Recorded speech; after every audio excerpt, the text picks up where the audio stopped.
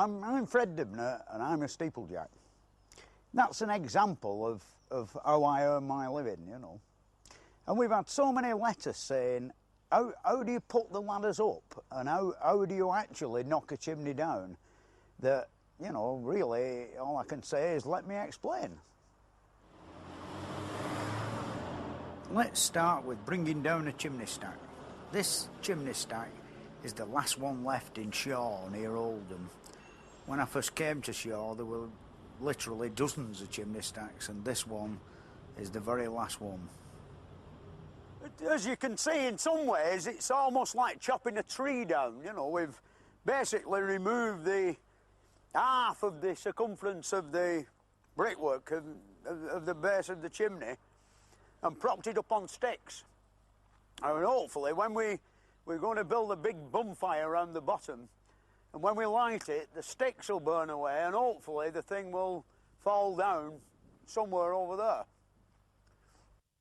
Basically you need the sticks because the brickwork, people are under the impression that mortar holds bricks together, but in the case of a chimney it's just gravity that's holding the thing together. As you can see here, you know, the bricks are quite loose. And of course, if you started to attempt to chisel a big hole in the bottom, the brickwork would all fall down and you'd get a great racking up at 45 degrees to a point, and it would look a right mess, you know, sort of thing. It's much better to proceed a bit like coal mining, you know, in an orderly manner with the pit props and sort of it gives you a better feeling of confidence, you know. You wouldn't be able to prop the thing up, you see, because all the brickwork would have fallen off the front. You see, the brickwork's quite loose, really. In fact, we've had trouble all the way around with them. They would have just fallen off, you know, sort of thing. The mortar in this chimney stack isn't very good. It's just gravity that holds one of these things up. It isn't stuck together, you know, like concrete. We've got some nice vertical cracks appearing now in the side. That's a nice brand new crack going down there, and then there's another nice new one here that's come all nice and pink inside, you know.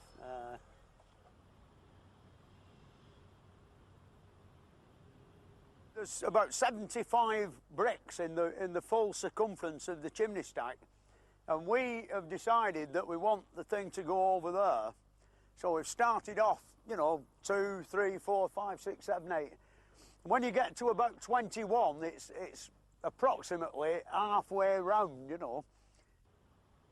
I don't think we'll have to go that far because round this side there's a bloody great hole in it, and the bricks are quite soft and spongy, and it'll squash the last maybe 2 or 3 feet of brickwork. There's quite a lot of weight now on the sticks, and these 2 spots here when we started last Friday cutting the brickwork out, the spikes went in the slots, but now it's 3/4 of an inch above, so this mouthing has shut up 3/4 of an inch, which in depth, that means that the whole thing has come over about 8 inches at the top towards the way we want it to go, which with all these houses about, that's a very welcome feeling, I'll tell you.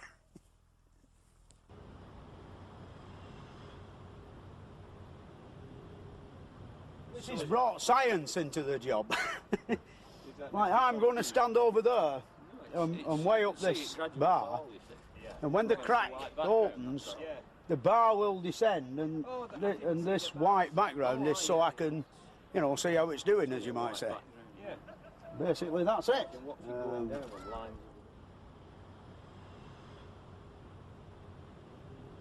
Yeah, the next move really is to build a bonfire.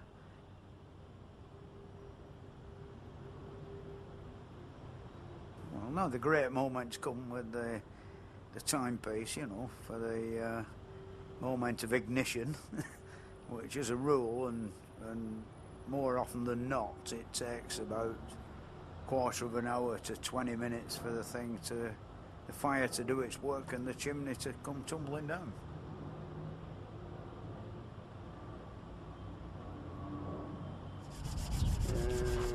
try this end. We always have a lot of trouble with the ignition system, you know, especially since I give up smoking, you know. You've got to put the feelers out for a light, and it's nearly always a cigarette lighter that won't work properly. But we've never really been let down. We've always managed in the end. It's looking good now, actually. The bulk of them were behind them trees and all that. Neil's gone getting gent with a, you know, I mean, all them pullets there have got come in the field, haven't they? I will go and just light this preliminary small fire. The other important thing is to get the heat going up the inside of the chimney before the main bonfire has got old, because you can end up with the reverse action. The fire is sucking cold air down the middle of the chimney, and it's feeding the fire with oxygen from the inside and not the outside.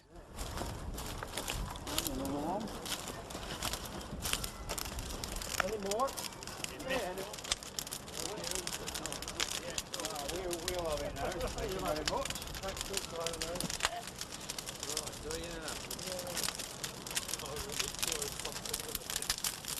It's like some sort of ceremonial burning of a witch, isn't it?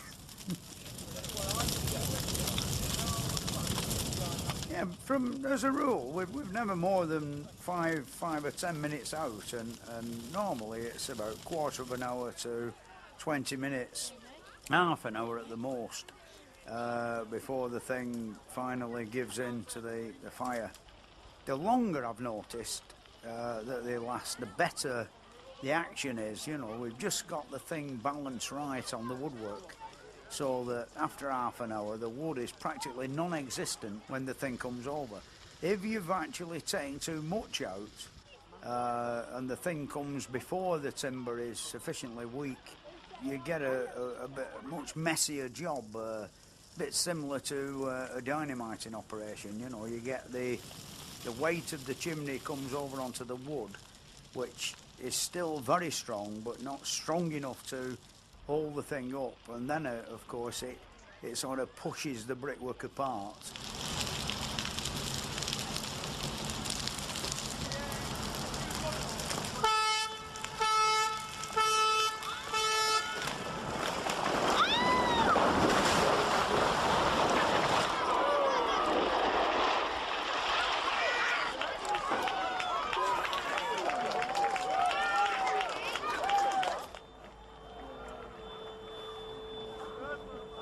Well, I expected it to do a bit of disintegrating because of the lack of good mortar, you know. And I saw that crack. But it's gone like where we wanted it to, you know, that's the main thing. I believe the crack.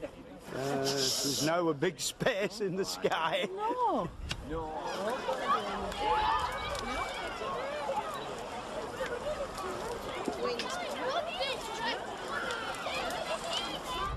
Did you have that whole smoke, all the sand coming to it? Oh, we had a few bricks within a yard or two of us, you know. We've got to back up rather quickly, you know, to get out of the way, like.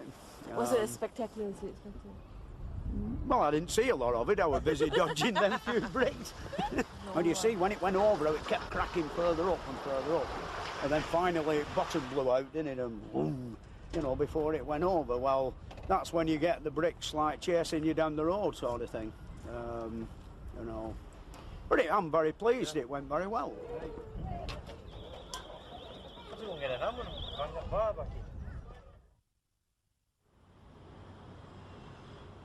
Each time I've laddered this chimney stack, you know, I've left my mark behind just to prove, you know, when I last came. And, you know, I pointed all the holes up, and in a way it's to tell me which holes are mine and all, to put me ladders up on the next visit, to make sure everything's nice and safe. Because up the sides of both chimneys there's a great motley collection of holes, some full of rotting wood, and a bit like the north face of the Eiger.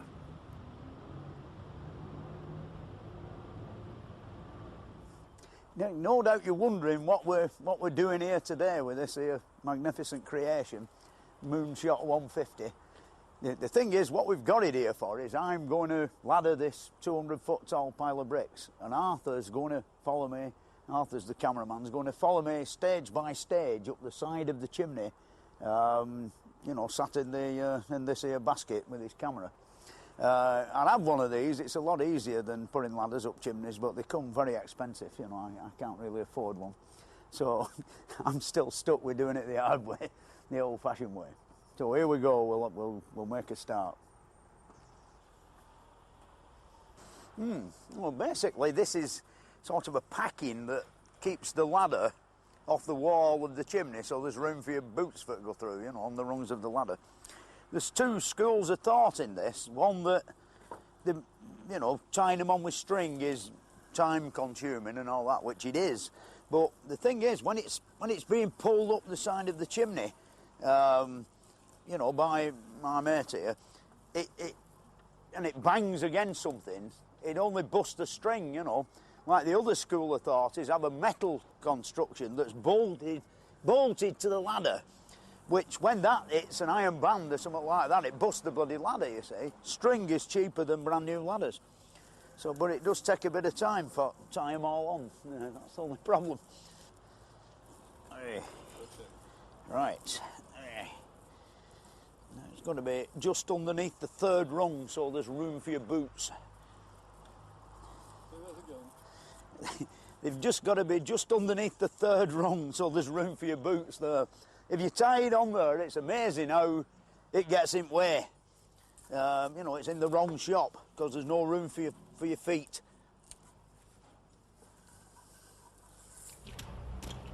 Yeah, basically that piece of wood is just to put there to hold the ladder off the wall.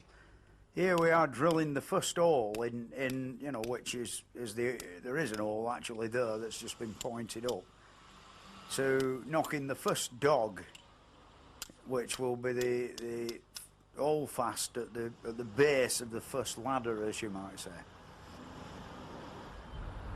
Then goes the plugwood, which, as you can see, it doesn't go in very far, you know, but it's quite far enough, you know, it's quite safe.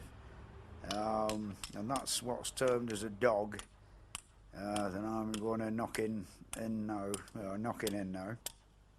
And the next stage is to the piece of rope. It's called a lashing, and it's a piece of rope about 5 foot long with a loop spliced on one end, as you can see. The next stage is to prop up a ladder and climb up it as though you were going up to clean the bedroom window. And then about 5 feet from the top of that ladder, you drill another hole, but in our case the hole's already there. You drill another hole as plumb and straight above the one below as you can get it, and insert another piece of plugwood and another dog.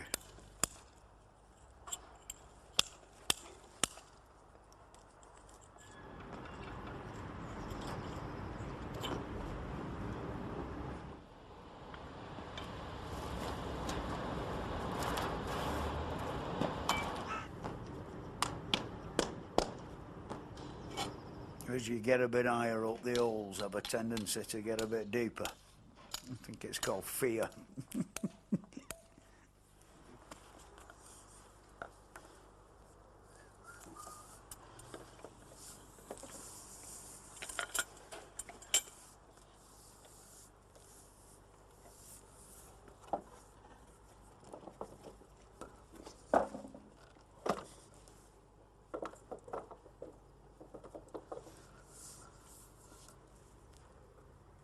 Here you see the first ladder is in position, and I'm about to tie it onto the bottom dog, or the bottom holdfast,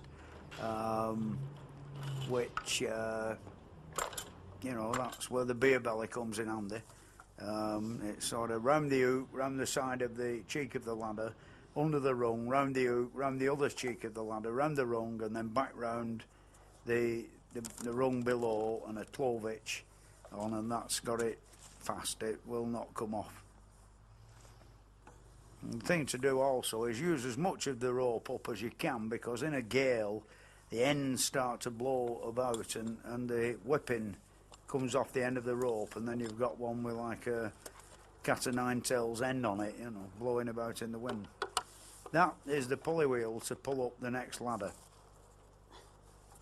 Here the next operation is to tie the ladder to the top dog or the top holdfast that you've just knocked in, without tying it to the haulage rope, you know, because you sometimes, if you're not paying attention or you're trying to talk to somebody who's mithering you on the floor, you end up lapping it round. You see how easy it would be to lap it round the haulage rope. Yeah, that's it. That is now, the bottom ladder is now firmly fixed and as good as it'll ever be to the wall of the chimney. And the next operation is to climb up to the top of that ladder and sit astride the top iron rung and reach up as far as you can and drill another hole in the brickwork, which of course it's very easy for me here because having done this thing about 7 times before and used exactly the same holes every time, I know exactly how far I'm reaching and where I'm going, and it's quite an easy operation to keep the whole stack of ladders in a very straight line.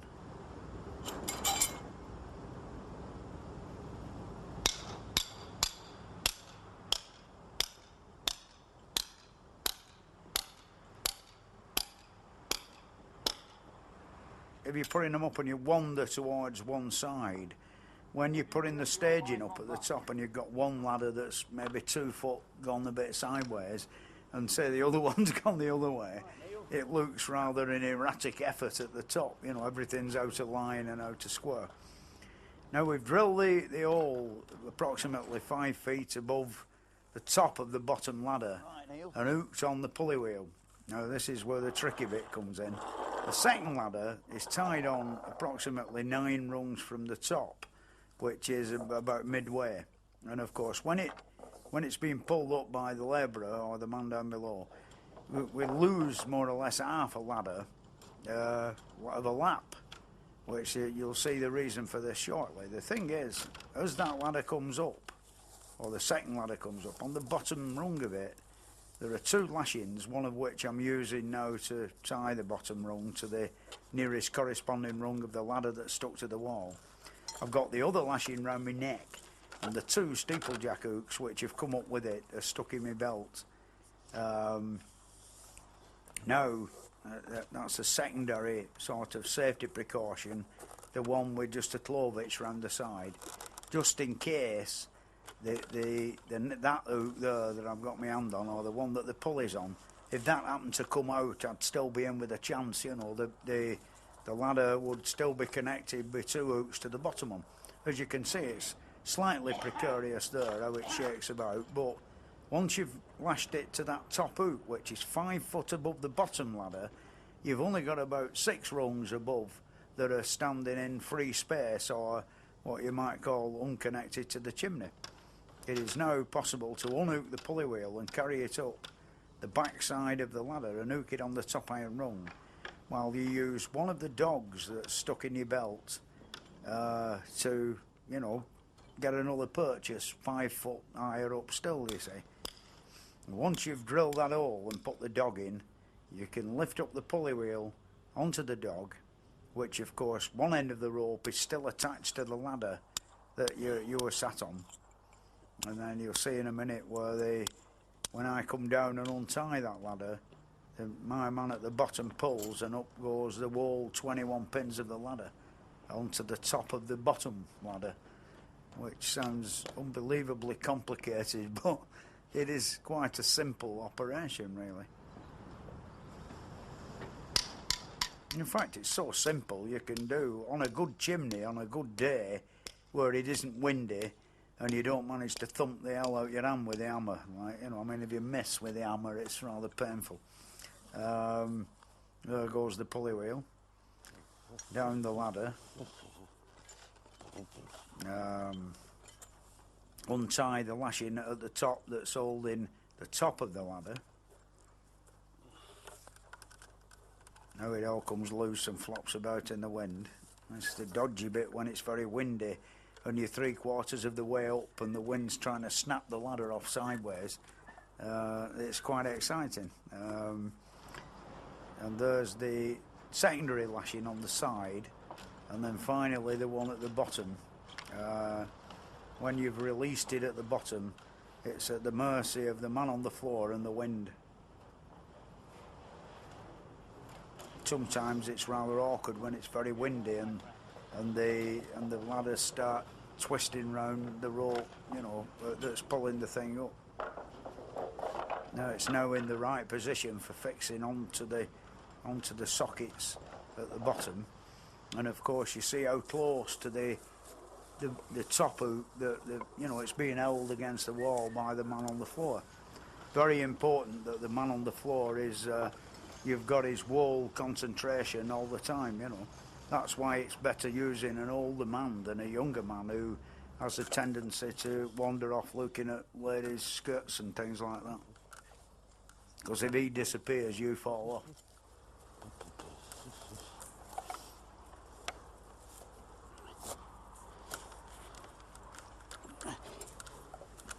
That's the setting ladder up, and that's what it's all about. Well, almost up.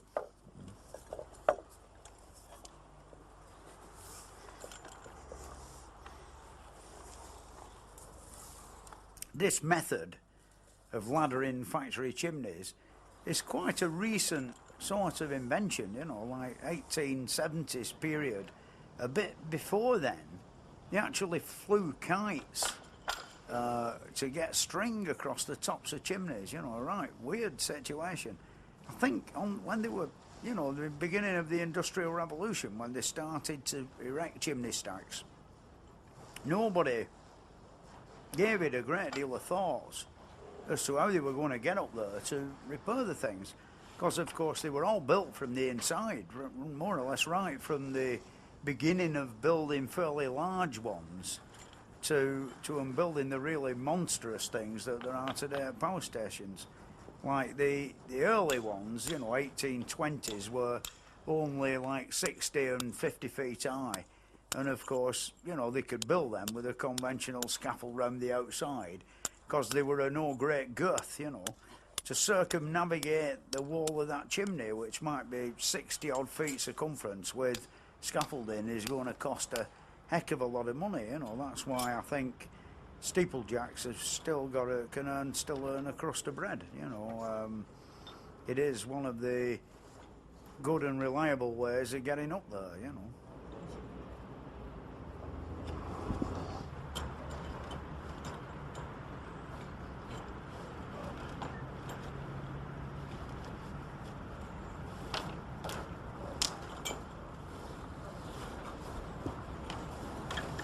Basically, having got the second ladder up, you've more or less conquered it in a way, how you actually do the job.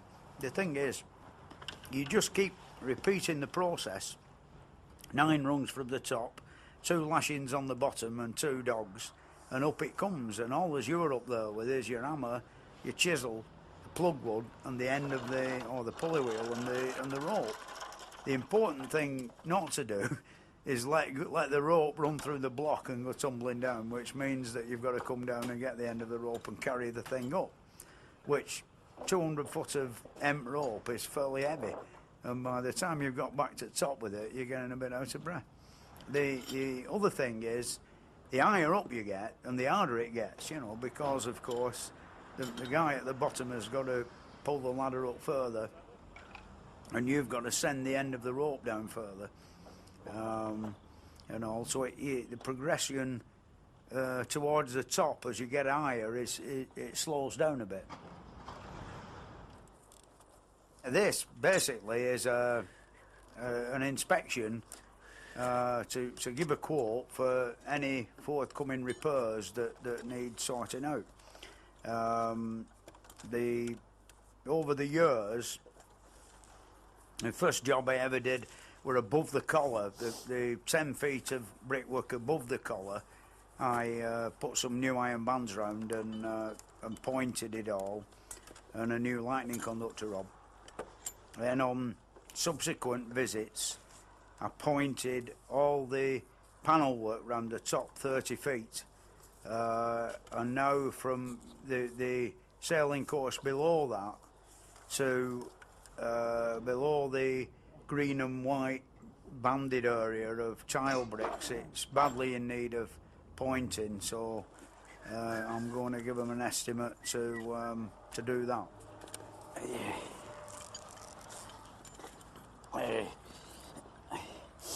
That's a bit of old-time Steeplejack's plugwood, you know. Them who knock that in there will be dead and gone, without a doubt. Quite rotten, you know. These patches I pointed up, they were some very poor quality Steeplejacks damaged the brickwork, you know, didn't know how to work an hammer and chisel. It's always policy to leave the ladders there until you've come to the financial arrangement with the management about whether they're going to have it done or not, which saves you having to put the ladders up again. The thing is that having secured the contract, if we're going to do it, we've then got to put what's termed as a staging round the top.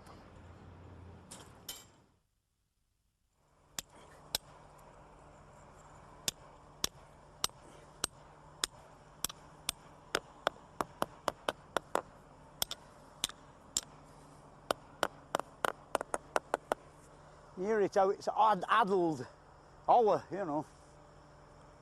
It's a shame, really.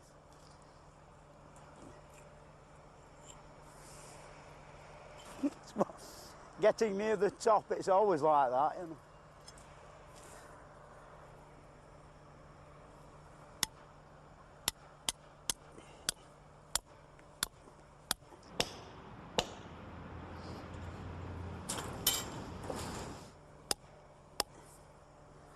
I think this time a few iron bands might be called for, you know, to screw it together a bit.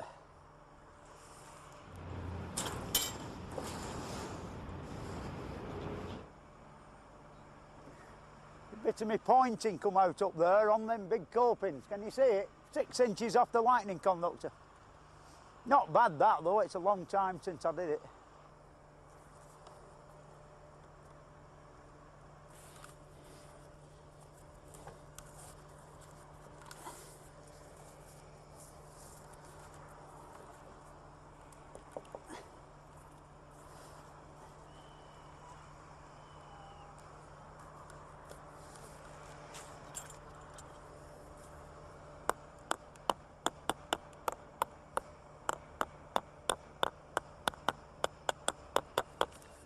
Some of them are loose.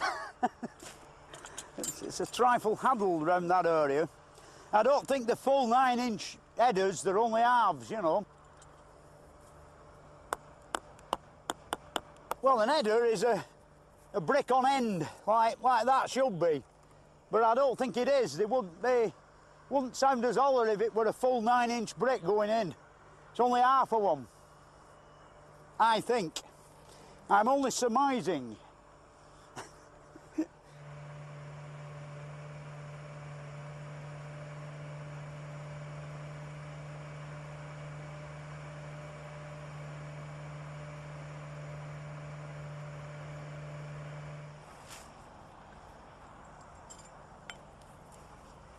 These are my dog holes that support my scaffold when I'm putting the scaffolding up.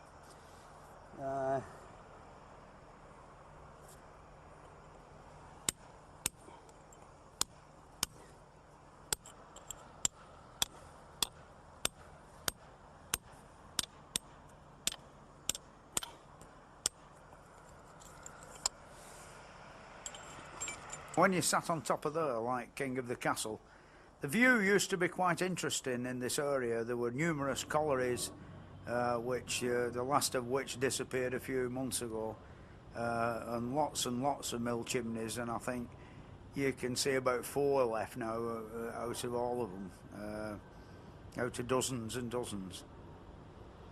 Not very far away there's the parish church of Atherton, which has got a distinct list on it through the mining subsidence.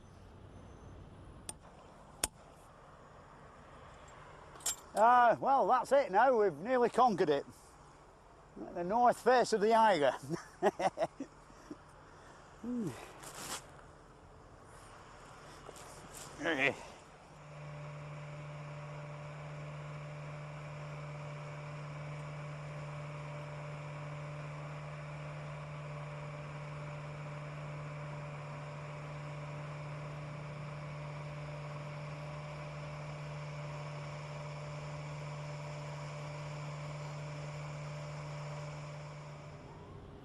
Not all chimneys are a nice, beautiful pile of bricks, you know. The modern ones are made of steel and they've still got to be repaired and worked on.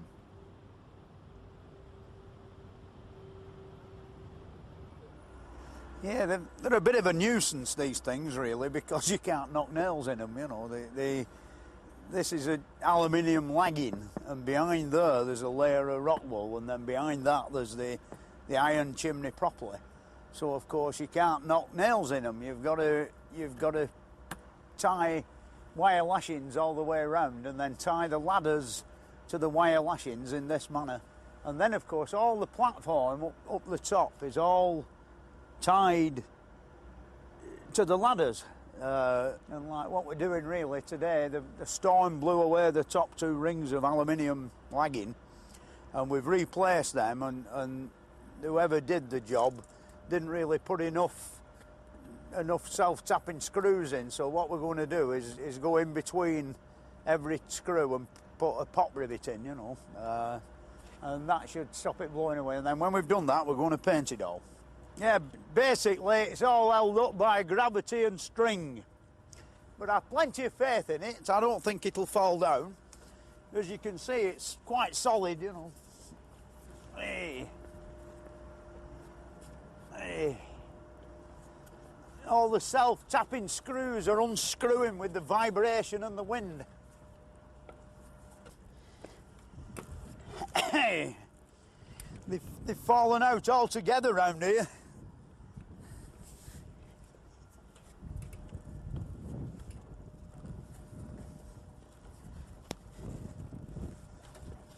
Hey.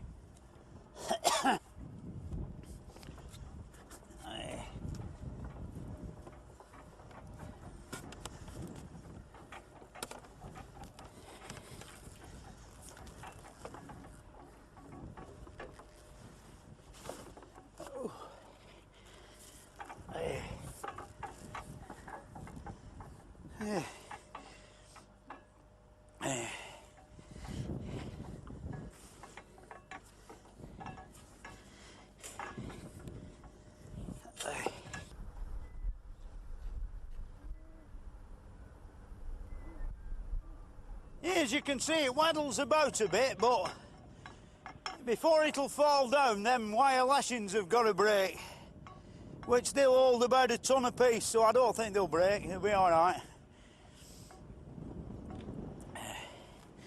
There's not many men done this sort of thing, you know.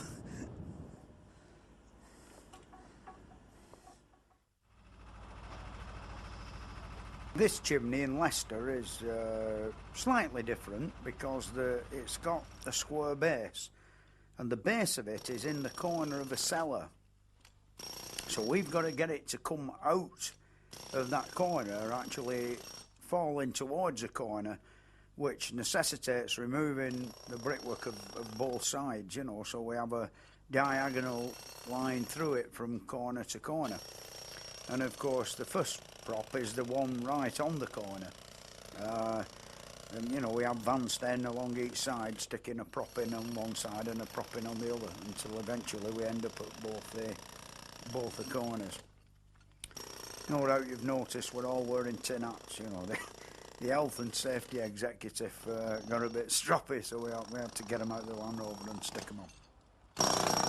These tin hats get in way a bit sometimes, you know. They sort of when you're getting in the hole to measure the length of a pit prop, you've got an extra 3 inches on top of your head, you know. I shouldn't think for the life of me that if the wall thing came down, it wouldn't stop you getting a shorter neck.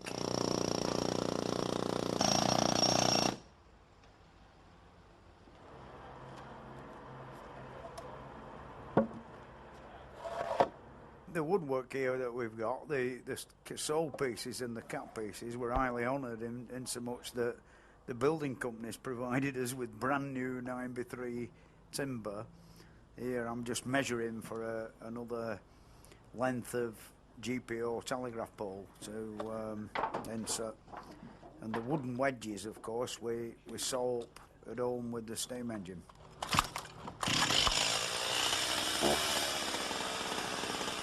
My apprenticeship as a joiner, God forbid, comes in quite handy now. You know, I can at least cut the ends off square of the props, which is a very important business. You know, they've got to be really good and square, so that the faces of the wedges are lying fair with the cap pieces and the top and bottom of the pole, so you don't get undue pressure on one side, as you might say, and cause the pole to split down the entire length of it when it's under great pressure.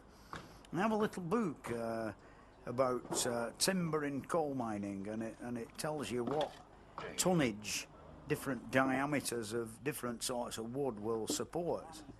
And a lot of people don't realise, even like a 4-inch diameter spruce pole will hold about 30 tons before it finally gives out. So really the wood we've got in the bottom of this chimney is in some ways grossly over-engineered. You know, we've got far too much wood. There's a grand example of the tin hat getting in the way. You see, the top of my bald head, even though when I've got my cap on, is only 1/8 of an inch off the surface of the underside of the cap piece, and the measuring and the hammering can be done much better in a way than when your head's, you've got a false sort of top on your head that's 2.5 inches bigger. Can I come out now?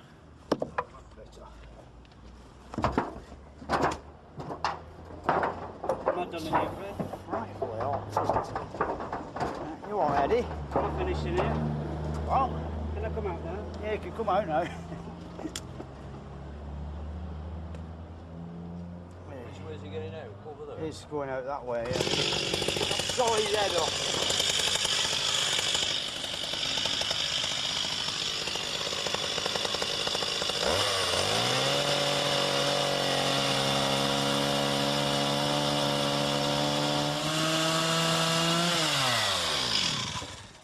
Beautiful.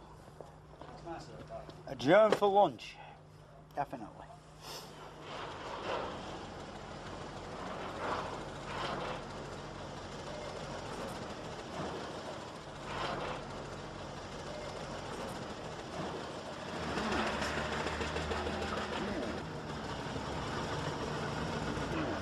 Sort of slowly but surely coming over, you know. When we first arrived here, we drilled that small hole down there and this small hole here and set these two trammels to fit perfectly in the holes. And now, as you can see, it's 1/8 of an inch above, you know, which means that the pressure on the wood, you know, the whole thing's come over. It'll be quite a few inches at the top. You know, same again, you see.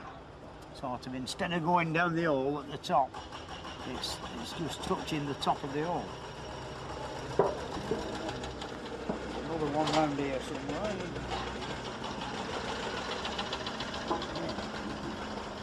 If anything, it's come a bit more this way by the 64th, you know, than you know, it is all in our favour, you know.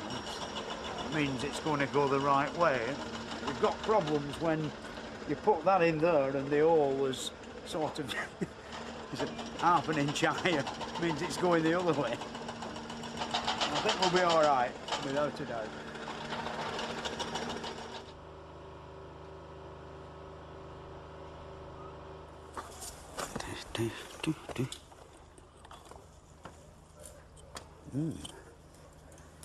Yeah. Okay. Yeah, that's magic, that. 3/16 of an inch. It's come leaning over, you know, so we can now build the bonfire. Here down in Leicester, the builders actually put an advert in the local paper saying that we were about to do this thing, which had a rather devastating effect and brought in a crowd of about 10,000 people, which were rather surprising, you know. I mean, up in Oldham, you're lucky if you get maybe 100 people to come and watch a chimney fall down, because of course there's been so many departed, you know, in that area. Here it became quite a carnival day atmosphere, you know, with it being nice weather and everything, you know, everybody were out. I don't know where the balloons come from, you know.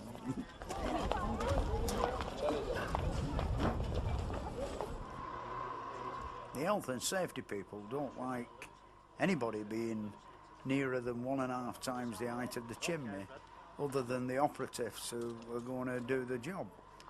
Which I don't know what they think about them, you know. I suppose possibly that they're expendable.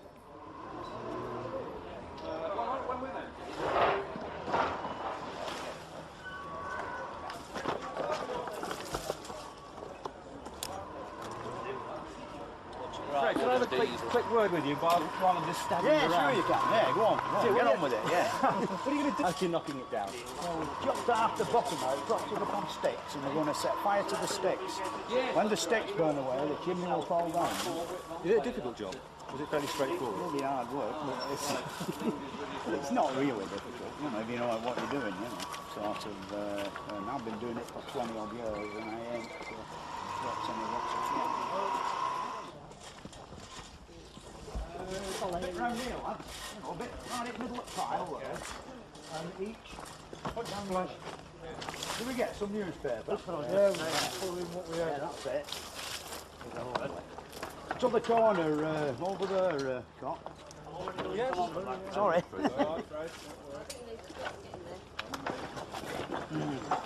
Right. Here's the young lady who's won the prize of lighting the fire.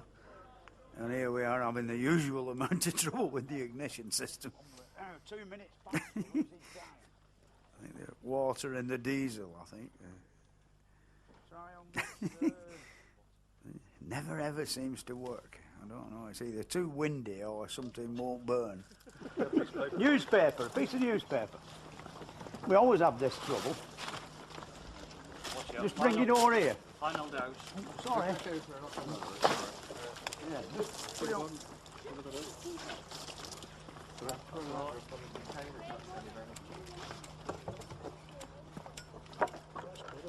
Wet now. Matches, lighters, anybody got a lighter? Got some petrol in the car. The diesel don't count. That's my best book to do that. Sorry. That's it. Try on the edge. That's it. That's the one.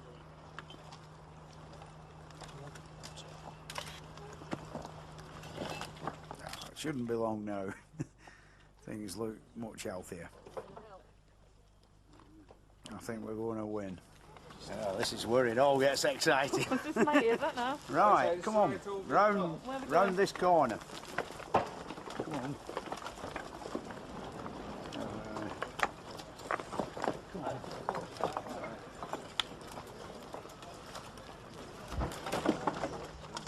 In there? I'm just in there. In there.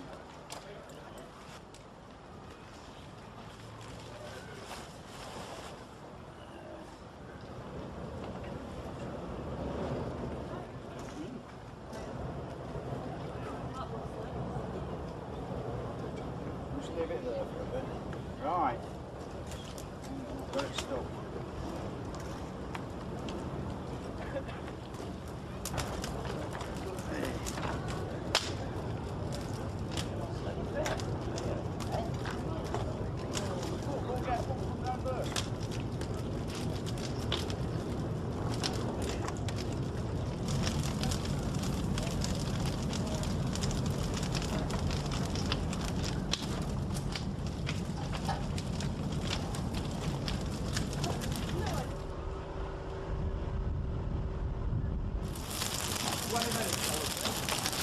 There's something on the bike.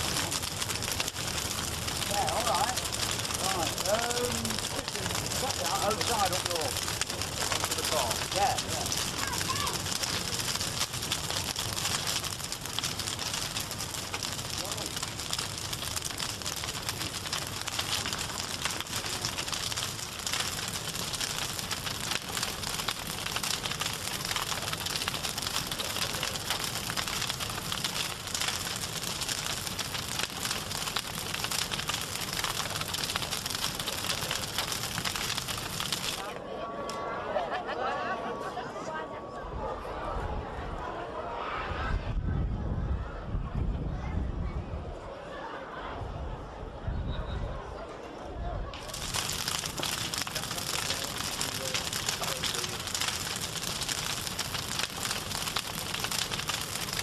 Yeah, it's a bit of a weird feeling when you've got like 10,000 pairs of eyes watching what you're going to do, and you know, not being 100% certain yourself that everything's going to go according to plan.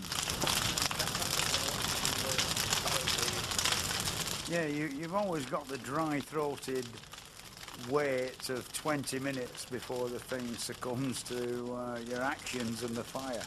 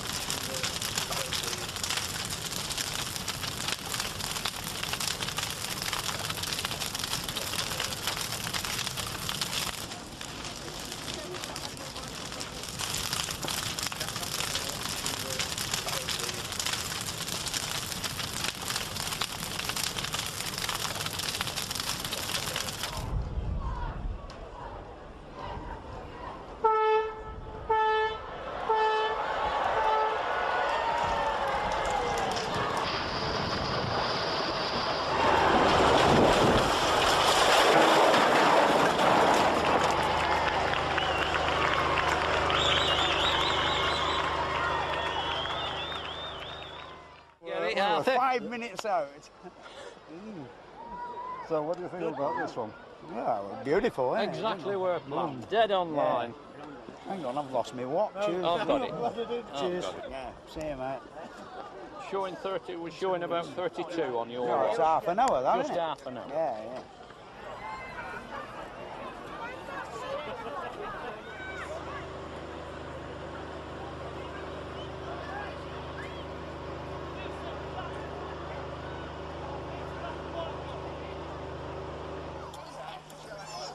Down went the chimney, and of course the 10,000 people converged in every direction down all of the 4 streets. Each, it seemed to me, carrying a red hot brick for me to sign my autograph on for my signature. The thing is, in the end, you know, the crowd seemed to get thicker and thicker, and I ended up having to be rescued by the police.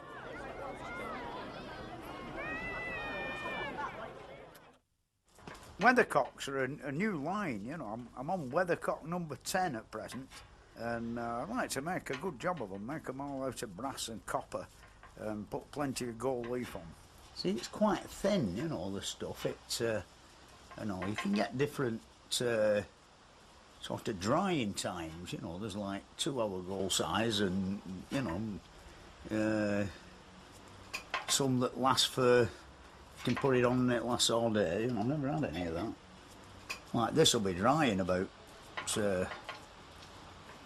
half an hour-ish from now, like, and ready for sticking the sheets of gold on.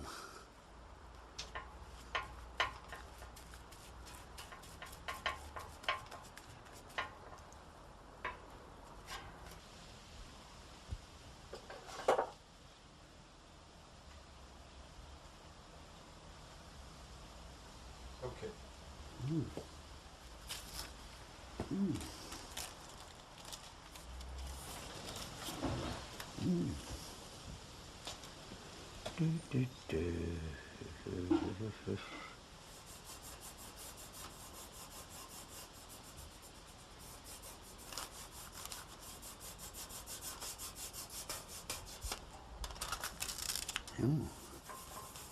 Not rubbing hard enough.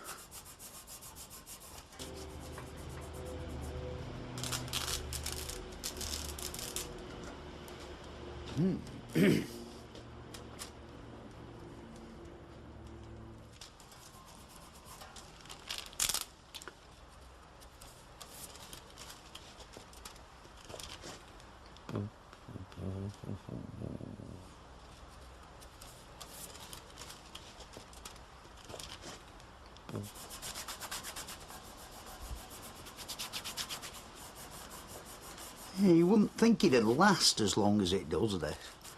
I know, like birds' feet mess it up, you know, when they come and on top sort of style.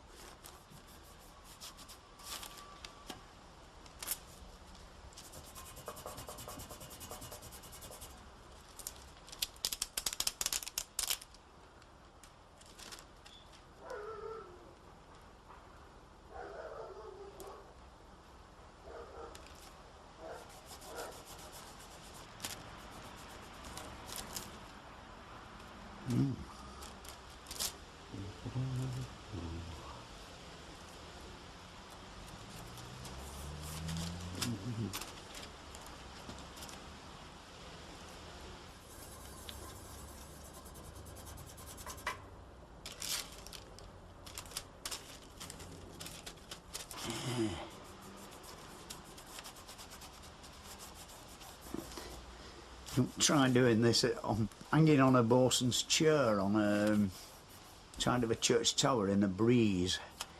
It's quite exciting.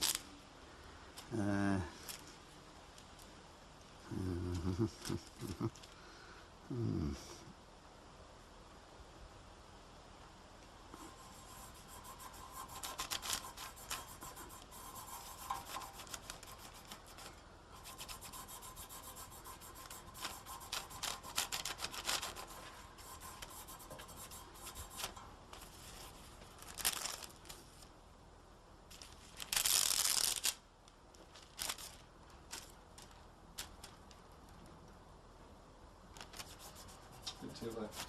Mm-hmm.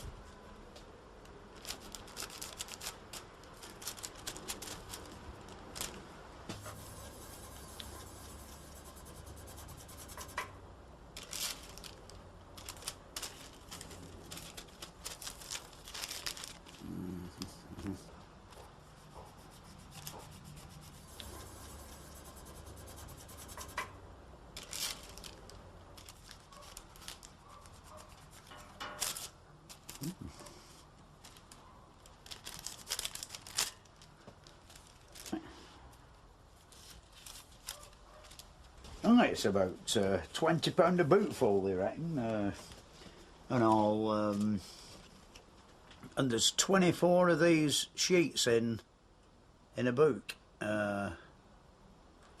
which, like as you see, you know, it cover quite a fair area, really. 24 pieces. If it's flat, you know, but it's all these corners that complicate the job, you know. This is rather a novel way of transporting a weathercock about, you see. If you actually lie the thing down, you know, the chaffing and the moving about damages the gold leaf. Here it's sort of a good test for it en route to the church spire or wherever it's going, and you don't get any damage done to it. Right, here we go.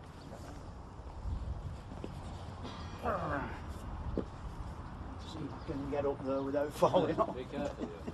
Oh yeah. Broken neck.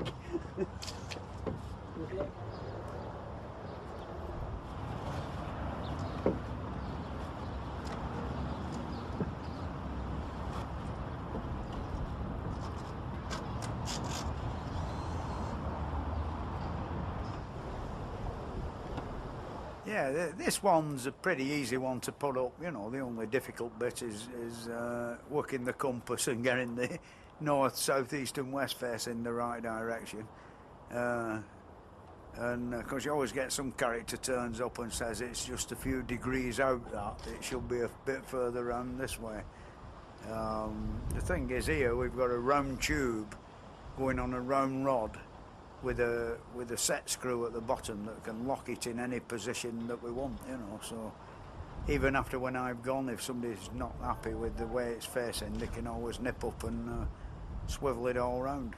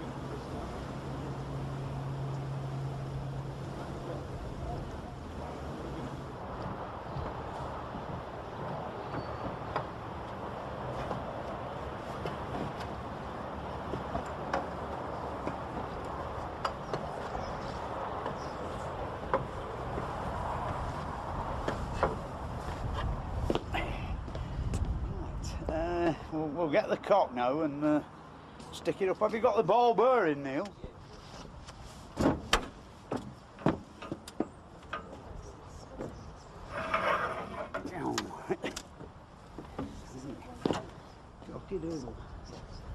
Yeah, I don't know what that was that we ate there, but it's something that we killed on the way here. You know, it's like a dead.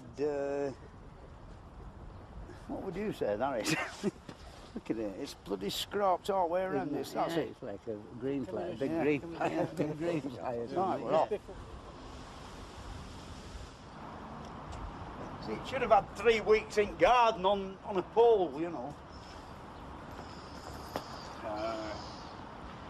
To put it down a minute, not quite got it in the right shot.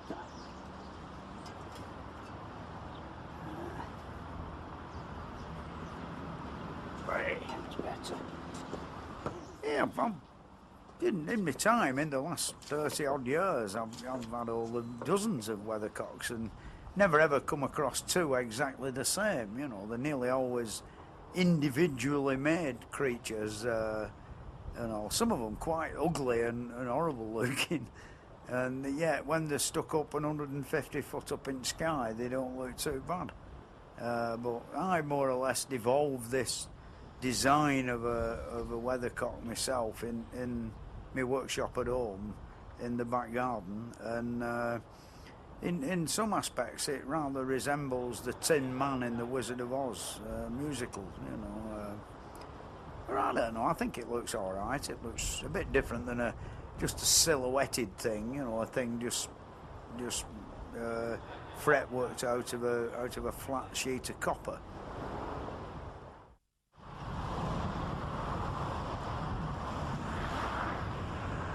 Yeah, really, the dark satanic mills of Lancashire, you know, were very beautiful when they were clean. Here, this is a grand example of 3 mills that have been done up and had preservation orders placed on them. Alas, in every case, the chimney and the engine room has been demolished and all, and that one looks like a mosque, doesn't it? It's got a gold dome. And all, which when you think, you know, there were literally dozens of these things in each town of like Oldham, Rochdale, Bolton, Blackburn, one almost leaning on the other. You know, how anybody could say they were dark satanic mills, I don't know.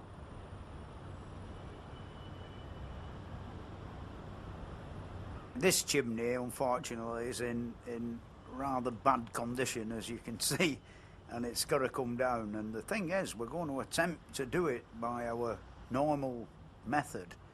But the thing, we have a problem in so much that the thing is only 5 feet from the side of the mill, which is going to be a bit tricky.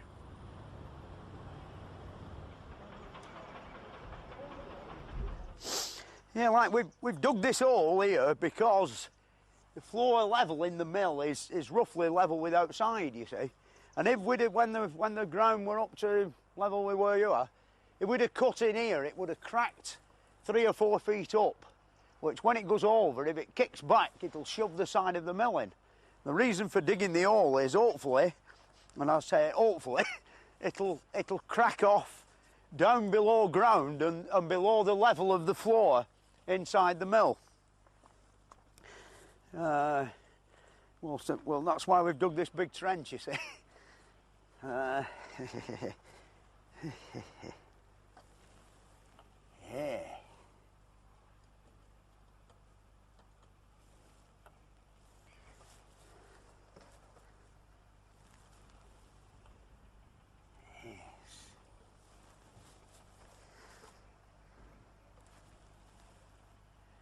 It's an 1/8 of an inch it's come.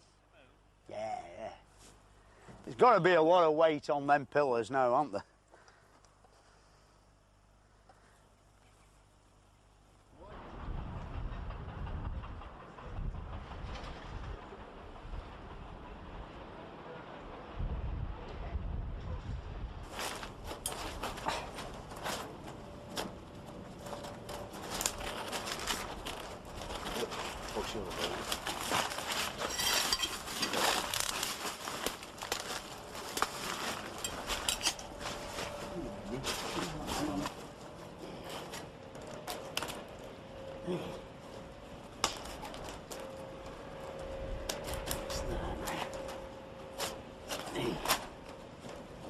Stuff is like that.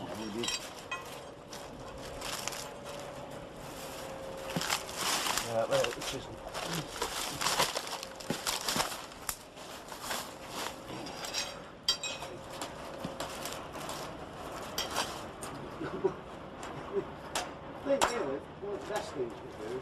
I think it's made its own mind up, that one. Yeah, we'll start on the other hand.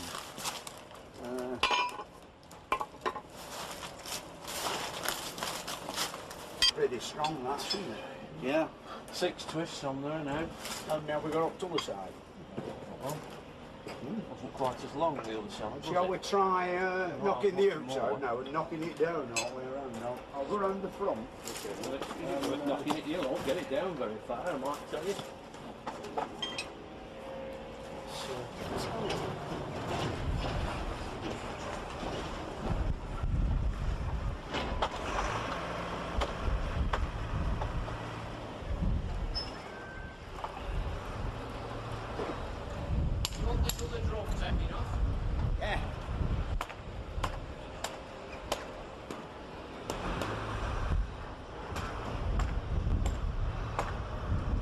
Well, here again, it's got some fairly nasty cracks in the thing round the other side, and the wire hawser is sort of an attempt to keep the base together in one piece till it gets, you know, till it's found out which direction it's going to go in, you know, sort of thing. And I've noticed from previous experience, if you get one with a load of big iron bands round the bottom, it really helps to, you know, keep the thing together when it falls over. The important thing is to keep as much of it from falling backwards, you know, by having this wire hawser lap round. We've done this sort of thing before and it works, you know. It might look a bit sort of strange and a bit puny when you think of the weight that you're dealing with, but it's not like weight, it's just keeping the thing contained, you know, sort of style. And as I say, if it's got to like nearly 45 degrees and it's still got a grip of it, that wire rope, it's not going to do any harm anywhere, you know. It'll come down without touching the mill. Right.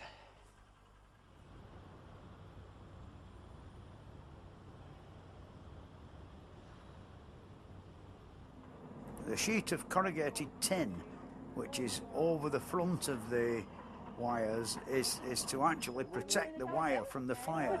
See, beautiful ladies. It's got to go right. Yeah, Oh, here's open. Come on. What about your pipe? Yeah, we also have our usual amount of trouble with the ignition system.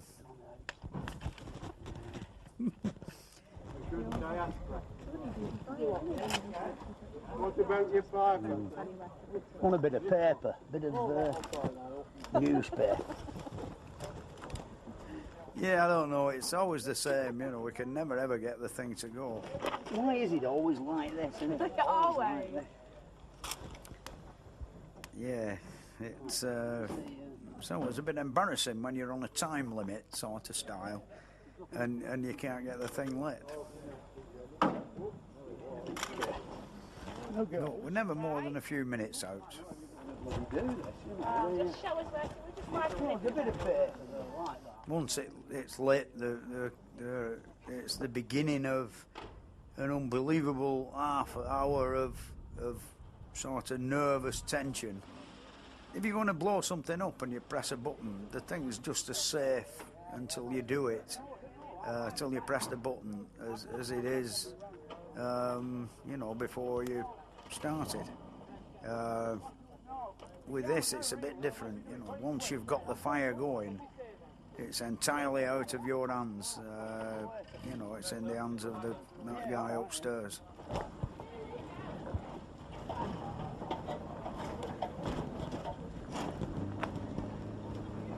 I've got to get the fire going now so it's drawing up the middle of the chimney stack, which is quite important, and it is, as you can see with the fire.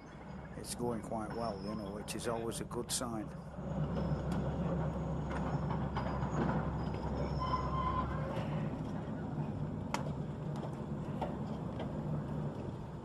It's slightly frightening when you see how close it is to the side of the mill. An insurance man's nightmare.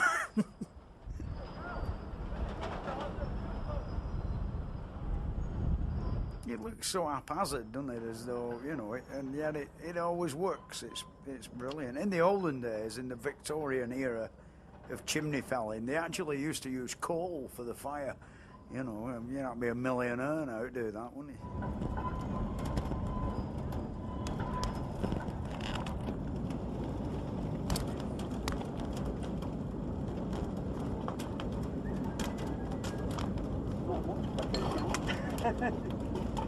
Hurry up.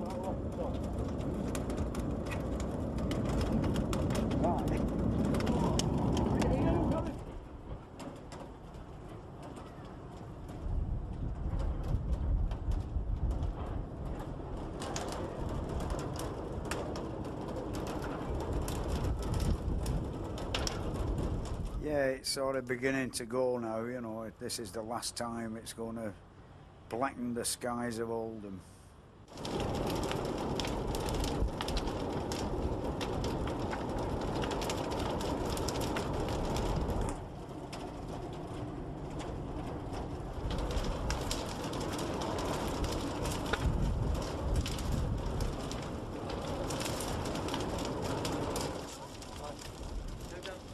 Yeah, with us cutting into it low down on the ground, the normal crack round the base is somewhere below the surface of the ground proper. So we've gone up the fire escape and put a stick leaning against the chimney with an angle of inclination of about started off with 8 inches, but there it's a lot straighter, which means that the chimney is actually moving in the right direction. There is a string with a weight on just to keep the tension on, and eventually and ultimately you will see the stick fall out, which means that the chimney is moving and it's going to fall down. Yeah, it's strange. It's sort of should be so close to such a weight, which is going to depart very fast in a few seconds. Is a very unusual feeling. I don't think I'd got the door open on the fire escape, so I could disappear under 5 flights of spinning mill if anything were going wrong. But there's no way you could have stood on the ground so close to a big chimney when it fell down. I mean, I'm only actually 18 inches off the thing, and the feeling of confidence as I look down to the floor and see the gap appearing in the cinders on the floor around the back in between the mill and the chimney stack. And then I look up and see the thing going away, and my eyes traverse down the full length of it, and I could see it weren't breaking it up anyway, it were going in a straight piece. The stick descends, you see. The thing is that it was so good that I just didn't have to run out of the way, you know. I didn't have to go anywhere at all, you know. See, it's so, you know, you wouldn't look beautiful. You know, there were no way it were going to get me. Eddie on the floor, say, backs up 30 feet from the base, and yet you'd no need to do that.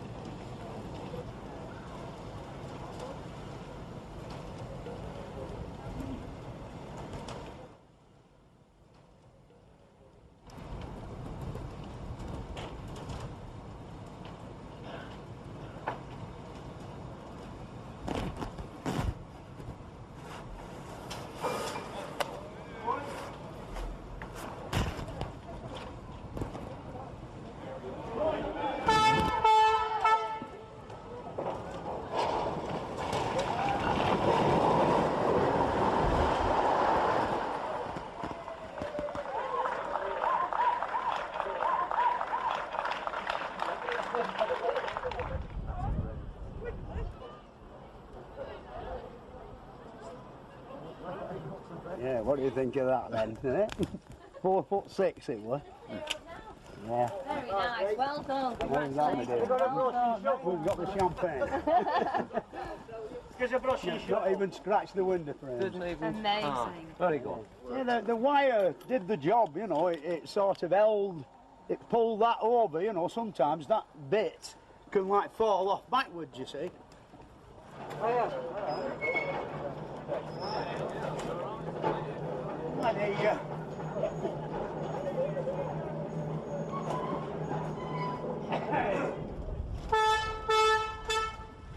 I looked up to the top, and I could see there were no way it was going to break, you know, it weren't going to burst out, so there were no need to run for my life anyway, you know. It was quite a wonderful feeling.